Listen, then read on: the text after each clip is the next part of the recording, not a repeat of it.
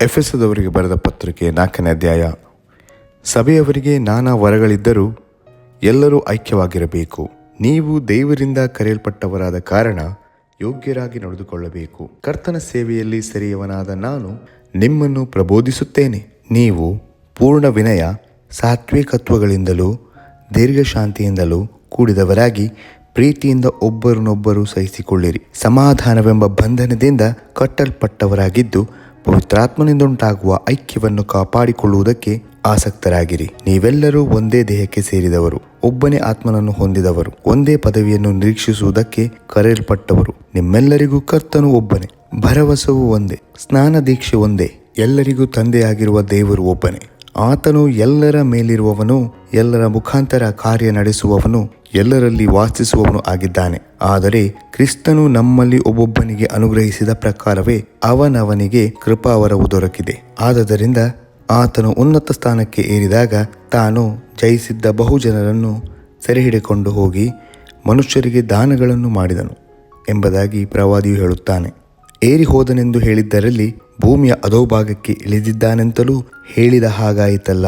ಇಳಿದು ಬಂದವನು ಮೇಲಣ ಎಲ್ಲ ಲೋಕಗಳಿಗಿಂತ ಉನ್ನತವಾಗಿ ಏರಿ ಹೋದವನೇ. ಆದದರಿಂದ ಸಮಸ್ತ ಲೋಕಗಳನ್ನು ತುಂಬಿದವನಾದನು. ಆತನು ಕೆಲವರನ್ನು ಅಪೊಸ್ತಲರನ್ನಾಗಿಯೂ, ಕೆಲವರನ್ನು ಪ್ರವಾದಿಗಳನ್ನಾಗಿಯೂ, ಕೆಲವರನ್ನು ಸುವಾರ್ತಿಕರನ್ನಾಗಿಯೂ, ಕೆಲವರನ್ನು ಸಭಾಪಾಲಕರನ್ನಾಗಿಯೂ, ಉಪದೇಶಿಗಳನ್ನಾಗಿಯೂ ಅನುಗ್ರಹಿಸಿದನು.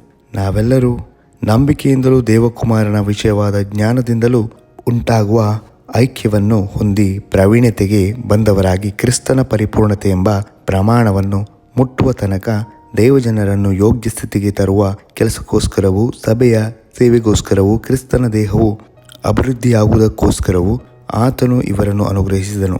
ನಾವು ಇನ್ನು ಮೇಲೆ ಕೂಸುಗಳಾಗಿರಬಾರದು, ದುರ್ಜನರ ವಂಚನೆಗೂ ದುರ್ಬೋಧಕರ ಕುಯುಕ್ತಿಗೂ ಒಳಬಿದ್ದು ನಾನಾ ಉಪದೇಶಗಳಿಗೂ ಕಂಗೆಟ್ಟು ಗಾಳಿಯಿಂದ ಅತ್ತಿತ್ತ ನೂಕಿಸಿಕೊಂಡು ಹೋಗುವವರ ಹಾಗಿರಬಾರದು. ಪ್ರೀತಿಯಿಂದ ಸತ್ಯವನ್ನು ಅನುಸರಿಸುತ್ತಾ ಬೆಳೆದು ಎಲ್ಲ ವಿಷಯಗಳಲ್ಲಿಯೂ ಕ್ರಿಸ್ತನ ಐಕ್ಯವನ್ನು ಹೊಂದುತ್ತಾ ಬರಬೇಕು. ಆತನೇ ಶಿರಸ್ಸು, ದೇಹವೆಲ್ಲ ಆತನ ದೊರೆತನದಲ್ಲಿದ್ದು ತನ್ನಲ್ಲಿರುವ ಎಲ್ಲ ನರಗಳಿಂದ ಬಿಗಿಯಾಗಿ ಜೋಡಿಸಲ್ಪಟ್ಟು ಪ್ರತಿ ಅಂಗದಿಂದ ಅದರದರ ಶಕ್ತಿಯ ಪ್ರಕಾರ ಸಹಾಯ ಹೊಂದಿ ಪ್ರೀತಿಯಿಂದ ಐಕ್ಯವಾಗಿದ್ದು ಕ್ಷೇಮಾಭಿವೃದ್ಧಿಯನ್ನು ಹೊಂದುತ್ತದೆ. ದೇವರಿಂದ ಕರೆಸಿಕೊಂಡವರು ಅಜ್ಞಾನಿಗಳ ದುರ್ನಡತೆಯನ್ನು ಬಿಟ್ಟು ಬಿಟ್ಟು ಯೋಗ್ಯರಾಗಿ ನಡೆಯಬೇಕು. ಆದುದರಿಂದ ಅನ್ಯಜನರು ನಡೆದುಕೊಳ್ಳುವ ಪ್ರಕಾರ ನೀವು ಇನ್ನು ಮೇಲೆ ನಡೆದುಕೊಳ್ಳಬಾರದೆಂದು ಕರ್ತನಲ್ಲಿರುವವನಾಗಿ ನಿಮಗೆ ಖಂಡಿತವಾಗಿ ಹೇಳುತ್ತೇನೆ. ಅವರು ನಿಷ್ಪ್ರಯೋಜನವಾದ ಬುದ್ಧಿಯುಳ್ಳವರಾಗಿ ನಡೆದುಕೊಳ್ಳುತ್ತಾರೆ. ಅವರ ಮನಸ್ಸು ಮೊಬ್ಬಾಗಿ ಹೋಗಿದೆ. ಅವರು ತಮ್ಮ ಹೃದಯದ ಕಾಠಿಣ್ಯದ ನಿಮಿತ್ತದಿಂದಲೂ ತಮ್ಮಲ್ಲಿರುವ ಅಜ್ಞಾನದ ನಿಮಿತ್ತದಿಂದಲೂ ದೇವರಿಂದಾಗುವ ಜೀವಕ್ಕೆ ಅನ್ಯರಾಗಿದ್ದಾರೆ.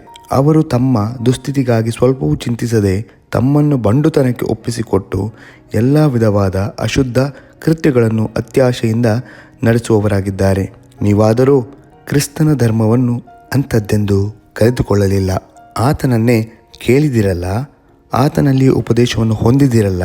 ಯೇಸುವಿನಲ್ಲಿರುವ ಸತ್ಯೋಪದೇಶವು ಯಾವುದೆಂದರೆ, ನೀವು ನಿಮ್ಮ ಹಿಂದಿನ ನಡತೆಯನ್ನು ಅನುಸರಿಸದೆ ಪೂರ್ವ ಸ್ವಭಾವವನ್ನು ತೆಗೆದು ಹಾಕಿಬಿಡಬೇಕು. ಅದು ಮೋಸಕರವಾದ ದುರಾಶೆಗಳಿಂದ ಕೆಟ್ಟು ಹೋಗುವಂಥದ್ದು. ನೀವು ನಿಮ್ಮ ಆಂತರ್ಯದಲ್ಲಿ ಹೊಸಬರಾಗಿ ನೂತನ ಸ್ವಭಾವವನ್ನು ಧರಿಸಿಕೊಳ್ಳಿರಿ. ಆ ಸ್ವಭಾವವು ದೇವರ ಹೋಲಿಕೆಯ ಮೇರೆಗೆ ಸತ್ಯಾನುಗುಣವಾದ ನೀತಿಯುಳ್ಳದ್ದಾಗಿಯೂ ದೇವಭಯವುಳ್ಳದ್ದಾಗಿಯೂ ನಿರ್ಮಿಸಲ್ಪಟ್ಟಿದೆ. ಆದ ಕಾರಣ ಸುಳ್ಳಾಡುವುದನ್ನು ಬಿಟ್ಟು ಪ್ರತಿಯೊಬ್ಬನು ತನ್ನ ನೆರೆಯವನ ಸಂಗಡ ಸತ್ಯವನ್ನೇ ಆಡಲಿ. ಯಾಕಂದರೆ ನಾವು ಒಬ್ಬರಿಗೊಬ್ಬರು ಅಂಗಗಳಾಗಿದ್ದೇವಲ್ಲ. ಕೋಪ ಮಾಡಬೇಕಾದರೂ ಪಾಪ ಮಾಡಬೇಡಿರಿ. ಸೂರ್ಯನು ಮುಳುಗುವುದಕ್ಕಿಂತ ಮುಂಚೆ ನಿಮ್ಮ ಸಿಟ್ಟು ತೀರಲಿ. ಸೈತಾನನಿಗೆ ಅವಕಾಶ ಕೊಡಬೇಡಿರಿ. ಕಳವು ಮಾಡುವವನು ಇನ್ನು ಮೇಲೆ ಕಳವು ಮಾಡದೇ ಇರಲಿ. ಯಾವುದೊಂದು ಒಳ್ಳೆಯ ಉದ್ಯೋಗವನ್ನು ಮಾಡಿ ದುಡಿಯಲಿ.